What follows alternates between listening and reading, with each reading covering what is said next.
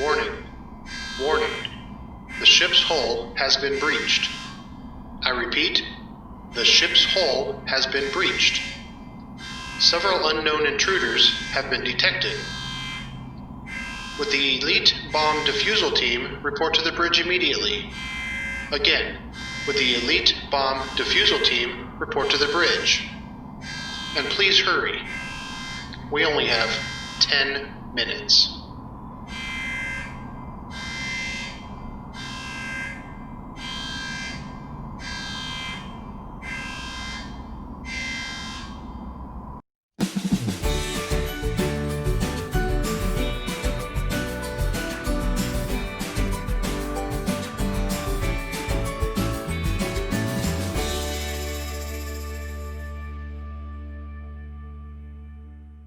What's up, everyone? Chris Holmes here. You're watching Board at Home. Today, we're going to take a look at the fast-paced, heart-pounding, stress-inducing game of Fuse.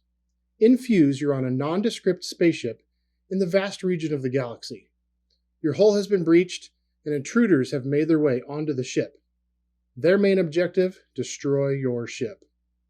More than 20 bombs have been located on board, and you have only 10 minutes to find them and defuse them before the ship and everyone aboard is lost forever. Fuse is a game for 1 to 5 players, and the game is essentially the same at all player counts, with just some very minor setup and gameplay differences. This video will be focusing on the rules for solo play, but I will mention the differences where they apply. So, let's get right to it. Alright, let's take a look at the components of the game first. First thing we have is this nice felt bag full of 25 dice.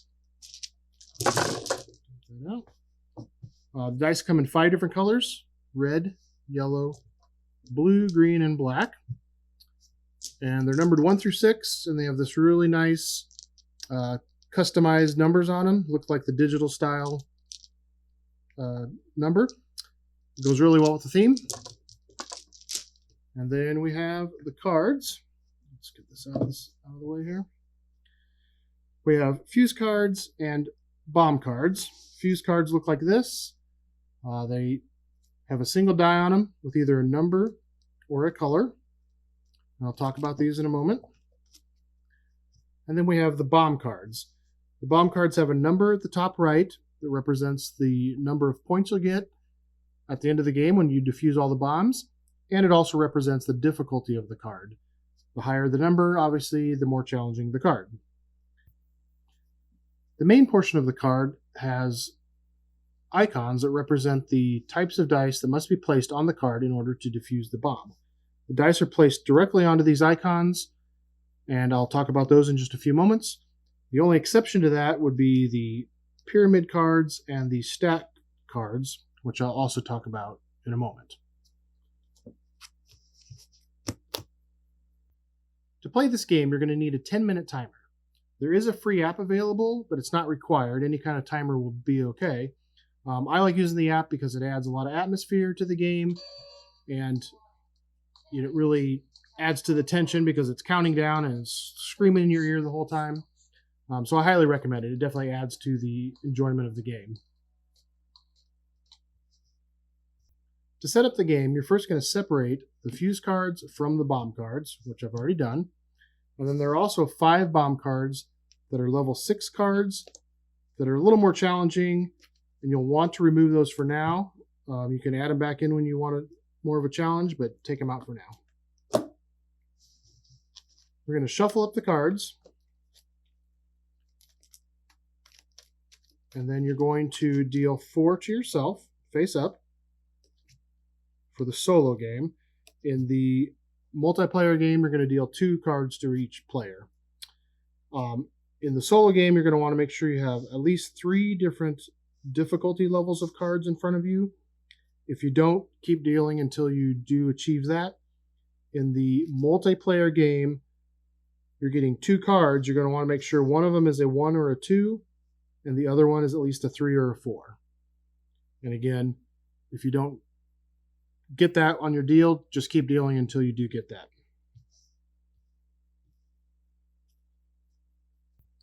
Next, you'll create a deck of bomb cards based on the number of players and the level of difficulty that you want to play on.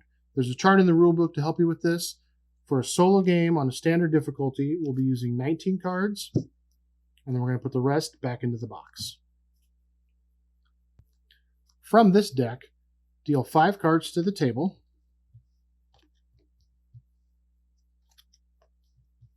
Three, 4, and 5. And then lastly, shuffle 6 of the fuse cards into this deck.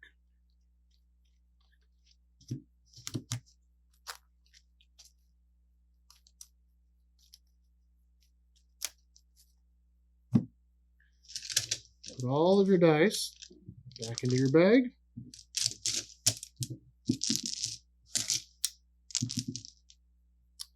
And you are ready to begin.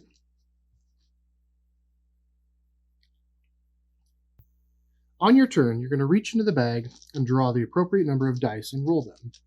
For a solo game, you'll draw 3 dice, and you must use all of them on your cards. In a 2-player game, you'll draw 4 dice, and each player will take 2 of them. In a multiplayer game, you will draw dice equal to the number of players, and then each player will have to take 1. If you ever draw too many dice from the bag, return them and draw again. Once you have taken your dice, you must place them on one of the icons on the cards in front of you.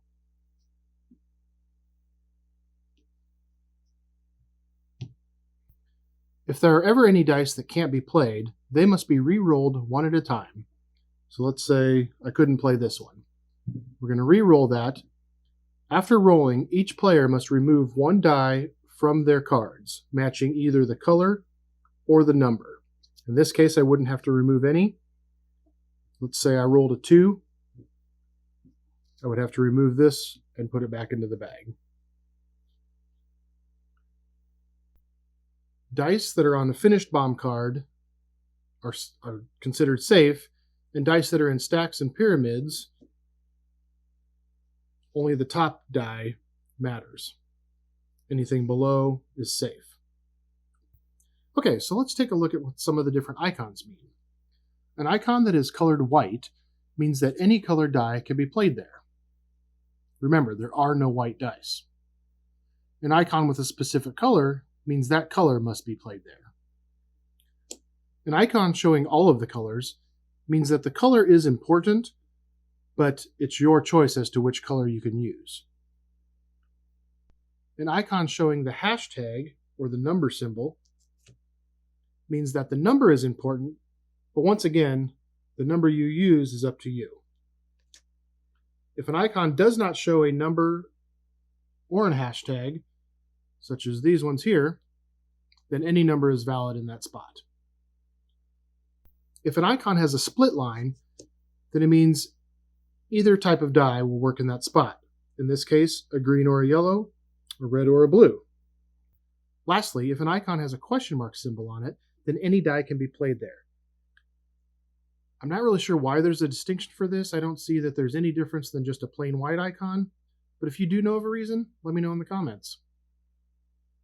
In addition to the symbols on the icons, there may also be symbols between the icons. So let's take a look at some of these.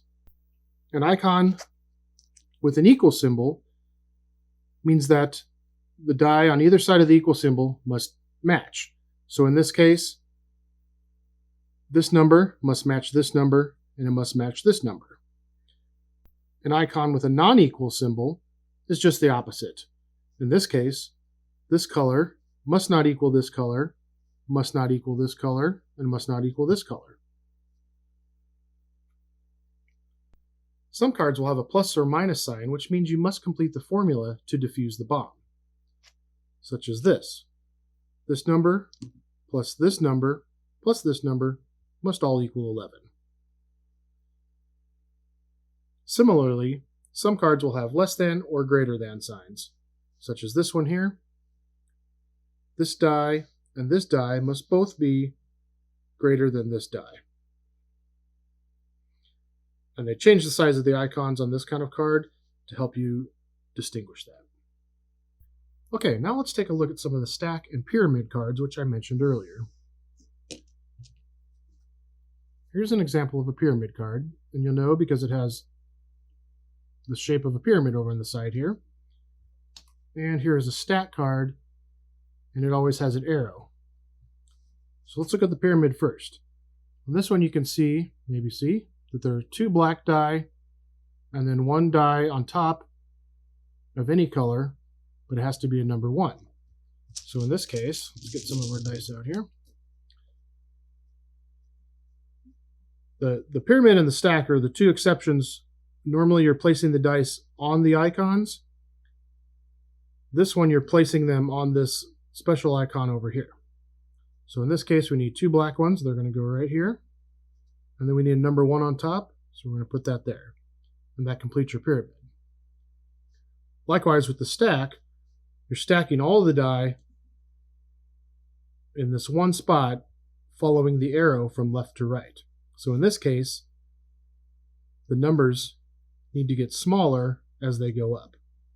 So you'd have, say, a 5, and then you would have a 4, and then maybe a 2, and then maybe a 1. If at any time while you're playing, your stack or your pyramid falls over, all of the dice must be returned to the bag. Once a die has been placed on a card, it cannot be moved for any reason other than a fuse card or unused dice. When all of the required dice have been placed on a bomb card, that bomb card has been diffused. When a bomb card has been diffused, remove all of the dice from the card, return them to the bag, place the bomb card off to the side, and draw a new card from the center row to replace it. Then draw a new card from the stack to replace the one taken out of the row. If a fuse card is drawn, it must be resolved immediately. A fuse card shows either a color or a number, and in either case, players must remove 1 die from their bomb cards, matching the fuse card, and return it to the bag. In this case, we drew a green. I have no green out here, so I don't have to do anything. Once the fuse card has been resolved, put it off into the same stack and draw another card to replace it. Once again, completed cards and dice under stacks and pyramids are safe from the fuse card. Once all of these steps have been performed, the dice bag moves to the next player and the process starts all over. You will continue to perform these steps until the game ends, which could be one of 2 ways.